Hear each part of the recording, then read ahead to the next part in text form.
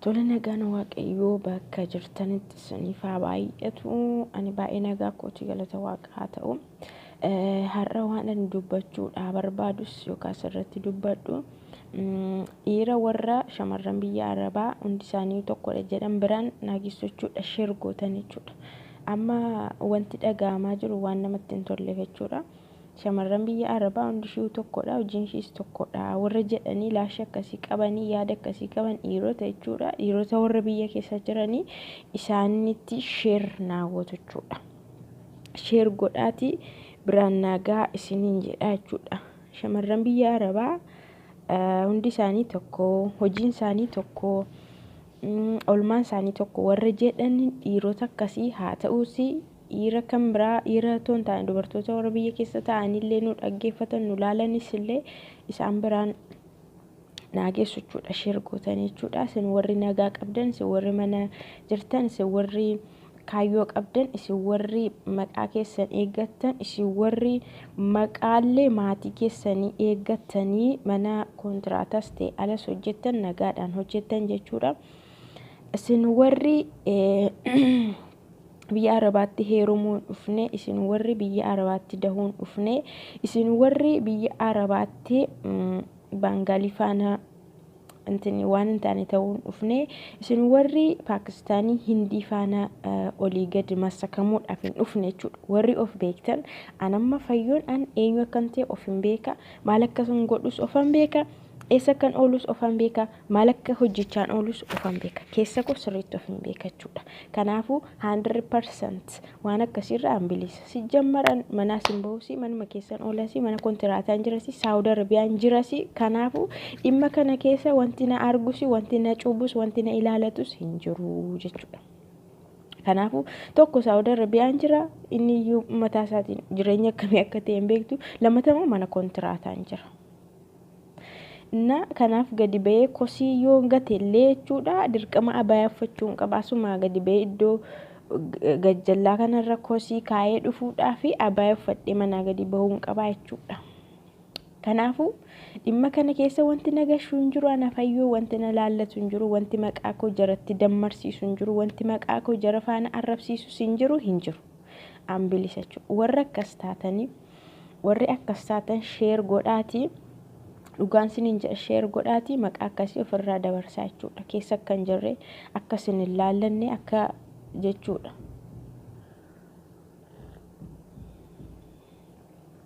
Kanaafuu sheer gootanii biraan geessu jechuudha.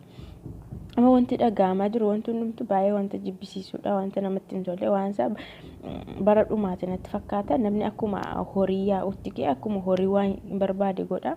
Otootti yaadiin godhaa jira jechuudha. Horii waan hin yaadneef, horii waan yaaduu hin dandeenyeef waanuma barbaade godha jechuudha. Gaafa wal gaansus namni jiraayii gabaa keessattidha maalis hin jedhu, maaliif yaaduu hin danda'u waan ta'eef namnis akkanuma ta'ee jira jechuudha. Namni tokko akkamitti biyya Arabaa dhufeetu akkamitti nama akkasumaan isa kan isan fakkaanne kansaa kan hin taane zariisaa kan hin taane irraa akkamitti jaalalli isa qaba, akkamiin jaalalli na qabanaan የማያዛልቅ ጸሎት ለቅስፈት kan jedhamu jira. የማያዛልቅ ጸሎት ለቅስፈት jedhamachuudha.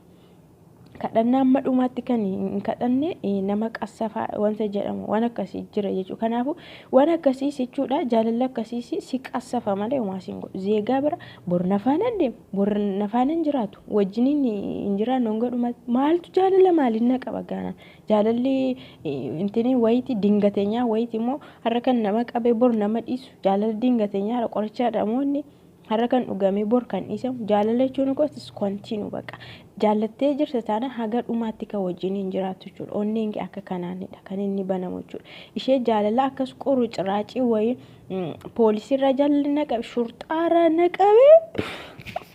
Dhugaa Waaqa waan ajaa'ibaati. Poolisiirra jaalalli na qabe tokko madaamirra jaalalli abbaa manaa madaamirra jaalalli na qabe tokkommoo. Kanaafuu ani amma fakkeenyaaf otoo jaalalli naa qabu jedheeti akkasumatti namuma biyya kanaa dhufanii toona jananii akkamitti jaalalli isaanirraa na qaba. Mee akkamitti duubarraa yaadee immoo fuuldura irraa yaadeen kan na qabu. Ishi anoo maalidha jechuu akkamidha boriif naa ta'amoo boriif naan ta'u jedheenidha kananitti ani koo izoo dubartii yeroo jedhu waan tokko yoon godhe waan tokkotti yoon galee an baay'ee miidhamachu baay'ee tokko miidhamachu wanti narraa hir'atu jira wanta ani miidhamu jira wanta ani luus godhu jira dhiirri garuu waan barbaade yoo godhes yoo maal godhe illee inni isumadha wanti irraa hir'atu hin jiru jechuudha wanti isarraa hir'atus bakka jaalatee godhe waan ta'e wanti sammuu isaa isa ceephoos hin jiru jechuudha ani garuu utuman jaaladhee godhe illee utuman jaaladhee waan barbaade godhe fedhii kootiin godhe illee wanti sun agadhumaatti naan ta'u taanaan nafaanan deemu taanaan naa hin milkaa'u taanaan waan baay'eetu na hir'ata waan baay'ee na jalaa badachuudha wanta baay'eetu natti hir'ata kanaafu dubartoonni keenya shamarran keenya sirriitti itti yaada borii keessaniif yaada isa boriitiif yaada biyya kana keessa namni umurii guutuu jiraatu hin jiru akkuma maqaan isaa kontiraata jedhame kontiraata yoo ta'e waggaa 2 hojjeta yoo tole 3 4 5 kanaan achi immoo waggaa 2 miti ji'a 2 ji'a 3 ji'a 7 kan galus jira jechuudha haala adda addaatiin as ga'ee kan deebi'ee galus jira jechuudha kanaafu jireenya kontiraataa mana arabaa gola arabaa keessa taa'amuuf jedhame akkamittiin haala maalitu nama mijateetu jaalalli nama qabachuudha jaalalli akkamitti poolisii biyya arabaarraa nama qabuu danda'a jaalalli akkamitti abbaa manaa madaamirraa nama qabuu danda'a kun anaaf gaaffiidha jechuudha ammallee jechuudha kana ilaashisee jechuudha ani amma maaf jaallattee hin jedhuuni maa gochuu hin danda'u jaallattee taanaan dhimma ishii hin qabu jechuudha waan hin godhu hin qabu jechuudha erga jaallatteeti dhuguma jaallattis jedhee ani hin shakku fedhiitu ishee qabe ta'a namni haadha manaa qaba namni abbaa manaa qabaatee ijoollees qabaatee daa'ima too qabdu abbaa manaallee too qabdu sammuun ishii onneen ishii jara sanarra abbaa manaashiif ijoollee ishirra jira waan ta'eef jaalalli dhugaa sirriin ishee qaba jedhee yaadus gizee meeqa ishee qabasi ishee kan qabe garuu fedhii foonii ta'uu danda'a fedhii foonii fi jaalalli gargar jechuudha fedhii foonii raawwachuuf jaalalli gargar jechuudha so difficult wanta akkasii jechuudha kanaafuu namni fedhii foonii fedhii isaa to'achuu yeroo dadhabu fakkeenyaaf dhiironni jechuudha hoteela jira jechuudha hoteela yemmuu hojjetamu hoteela keessatti dubartoonni hojjetan jiru isa kanan beektu isinii fedhii foonii isaa namni tokko yeroo kontorol gochuu dadhabu fedhii foonii raawwachuudhaaf hoteela sanatti maallaqa isaatiin dubartoota faana waan fedhe godhaa jechuudha inni kun jaalala hin jedhamu kun jaalala miti jechuudha fedhii foonii isaa raawwachuudhaaf fedheetu fedhii foonii isaa isa rakkisnaanii kana gochuudhaaf barbaade jechuudha dubartoota wajjin quunnamuu barbaade jechuudha malee kun jaalala miti jaalala jechuun garuu jaalala jechuun keessa isaatti waan hedduu of keessaa qaba jechuudha fedhii fooniitiif otoo hin taane walquunnamtii saalaatiif otoo hin taane namni kan wal jaalatu waliin jiraatee barasaa guutuu gammachuu gadda waan hundumaa waliin dabarsee waliin jiraachuudha wal jaallatee walitti dabalama garuu inni akka kana abbaa manaa madaamii jaallachuu poolisii biyya arabaarra jaalalli qabee yeroo jedhamu jaalala otoo hin taane fedhii foonii qabeen jedha akka kootti jechuudha fedhii fooniitu isa qabe jechuudha nama sana faana fedhii foonii isaa raawwachuu barbaadeetu yookaas raawwachuu barbaaddeetudha dubartiin sun yookaan intalli sun jechuudha kan isheen akka jette malee normaalii jaalalatu na qabee jechuun dhaaf ani jaalala hin jedhu garuu fedhii fooniitu qabee jechuudha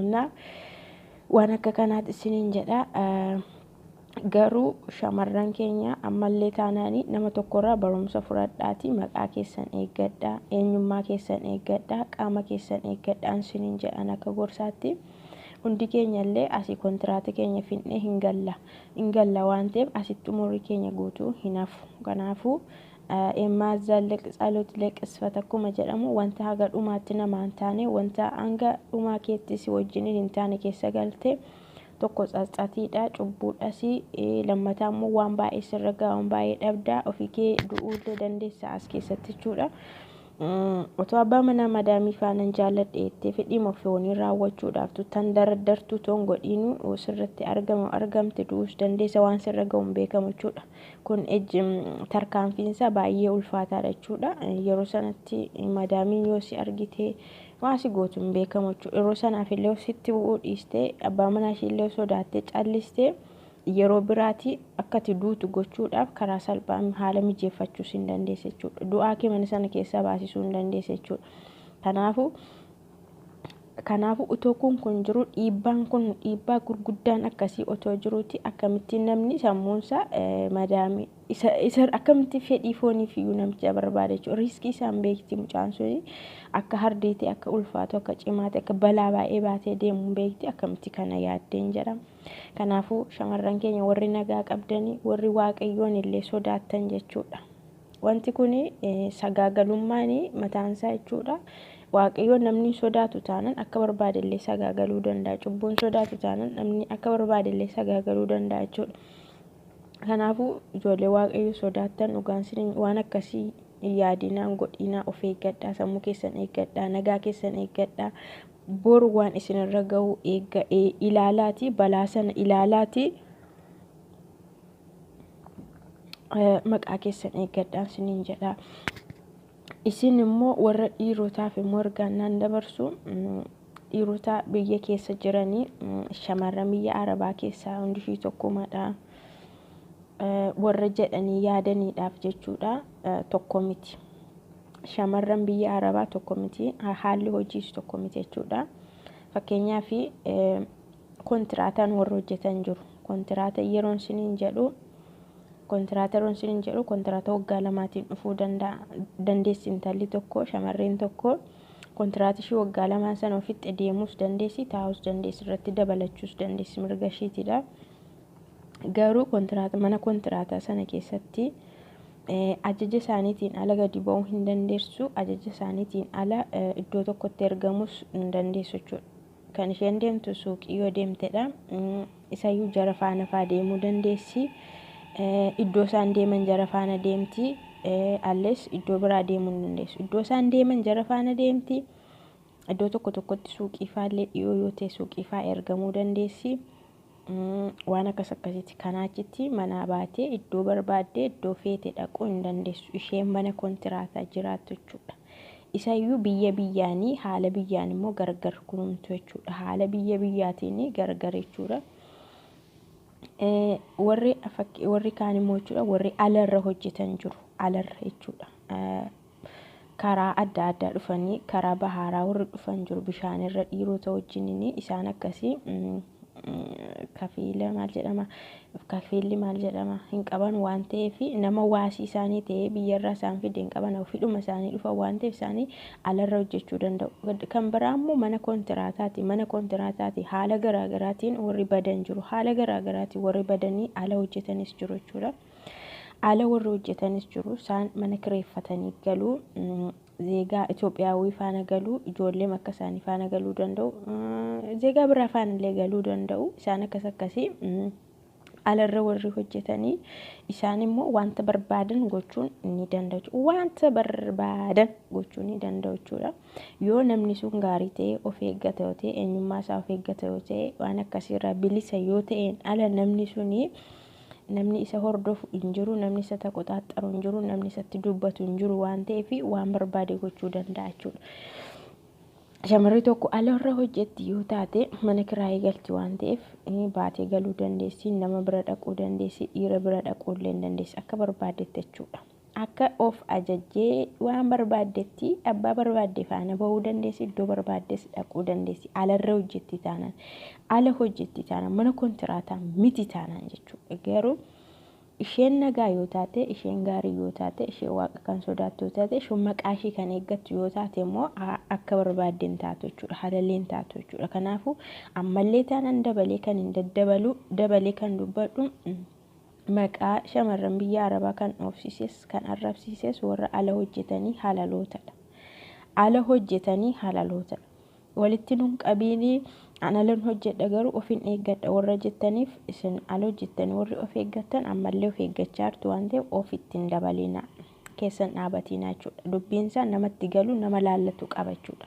Namni akkas godhu waan jiruuf kanaafuu maqaa shamarran biyya Arabaa kan arrabsiisu kan tuqsiise kan bakka irra deemsise shamarran ala hojjettu ishee halalee. ishee halalee ishee Baangaalii faana deemtu ishee Baangaalii faana jiraattu ishee Hindii faana jiraattu ishee Paakistaanii faana jiraattu ishee Paakistaanii Hindii Amaareenyaa barsiiste ishee Paakistaanii Hindii afaan Oromoo barsiiste ishee Paakistaanii Hindii Tigiriffa barsiiste isheetu maqaa shamarranii balleesse maqaa shamarranii shamarran biyya Arabaa mataa isaanii gadi qabsiise ija isaanii lafa laashise jechuudha isheedha. Malee warra dhiiraa keenya warra dhiira jirtan biyya jirtanii waan akkasii hubattanii ishee akkasiiti malee ishee mana kontiraataan siniin jala dhugaadha isheen akkuma biyyaa dhuftetti deebitee galti. Ergixeenyaa yeroo mina giraachuu dhugaa waaqaan siniin jala ishee mana kontiraataa jirtu akkuma biyyaa dhuftetti kan isheen deebitee galtu. Bakka jala mureessinitti jechuudha. Garuu warri ala hojjetanii halaloonni warri shiishaa xuuxan warri sigaaraa xuuxan warri caffaraa bulan warri hojii hojjechuullee hin beekne gadi jedhanii hojiillee warri hin hojjenne isaan kanatu maqaa shamarranii balleesse jechuudha. Isaan baay'ee hojjetanii sumaa bu'aan buusanii waan hojjetan illee juumaan fixu waan hojjetan illee asumatti fixu bakka harki isaaniillee duwwaadha jechuudha jarri. Asumatti shiishaadha asumatti caatiidha asumatti daansii asumatti waan hundumaa waan ta'e bu'aallee qaban jechuudha. Warri ala jiran warri halaloon ala ta'anii warri halaloon jechuudha. Kana siniin jedha dhimma kana sheer naa godhaati dhiironni warri maqaa keenya walitti dammaranii qabatan haa hubatanii sheer godhaa siniin jedha. Gorsadha arrabas miti warri as keessa jirtan of beektu warri keessa hin jirre immoo fayyoo walitti nu makteen jedhiina isinuu of beektu waan ta'eefi ciao siniin jaalladha YouTube ko subscribe naaf godhaa bye.